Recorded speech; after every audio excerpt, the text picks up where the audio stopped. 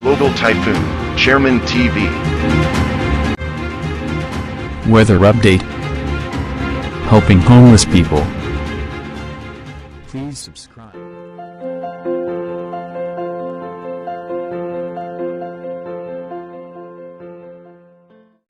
Magandang umaga po. Ito po ang latest update natin ang ngayong araw, February 16, 2025.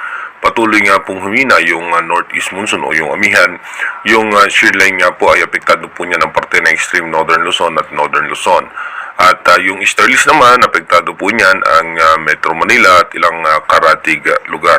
Habang yung ITCC naman o yung Intertropical Convergence Zone, apektado po niyan ang parte ng Mindanao. At ayon nga po sa ating advanced weather forecast ng European Center, hanggang sa ngayon nga po sa ating advanced forecast ay wala pa po tayong namomonitor na ano bang posibleng sama ng panahon o bagyo na mabubuo at direktang tatama sa ating bansa.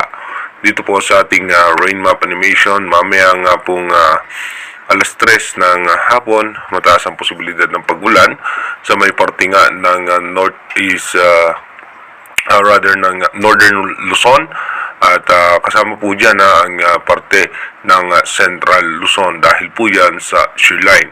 Habang dito naman sa may parte ng Palawan, western section ng Mindanao ay may mga tsansa ng mga biglang pagbuhos ng mahina at katamtamang pagulan dahil naman po sa ITCC.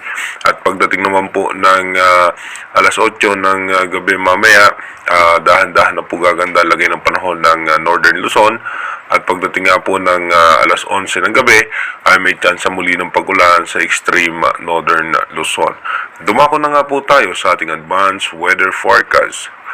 Dito nga po sa ating advanced weather forecast, bukas nga po ay February 17, expected pa rin natin yung shear line. Magpapaulan po yan sa parte ng northern Luzon. Pagdating naman po ng February 18, maninipis nga po yung kaulapan.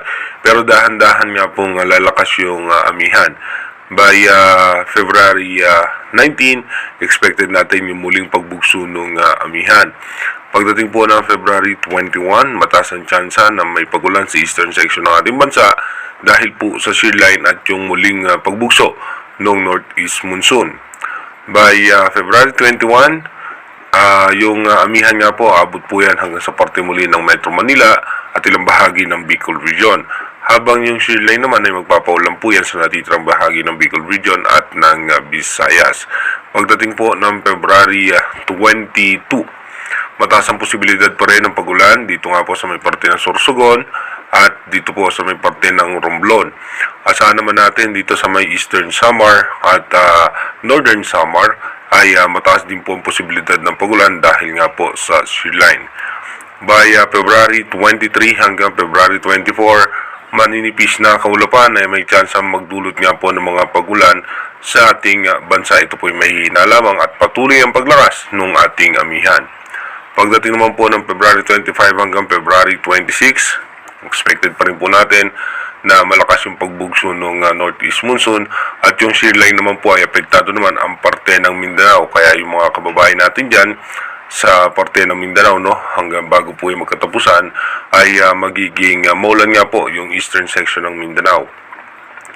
By February 27 and 28, ayan nga po expected natin mataas ang chance ng pagulan sa eastern section ng Mindanao. Sa ngayon nga po, wala po tayong minomonitor na anumang posibleng bagyo na direktang makakapekto sa ating bansa. Pero again, inulit natin yung ating advanced weather forecast is possible scenario pa lamang po yan. Malaki pa rin po ang tsansa na magbago po lahat dyan. Kaya manatili po tayong tumutok sa ating advanced weather forecast para malaman natin yung mga posibleng sama ng panahon na makakapekto sa ating bansa. Mag-iingat po tayo palagi. God bless po sa ating lahat.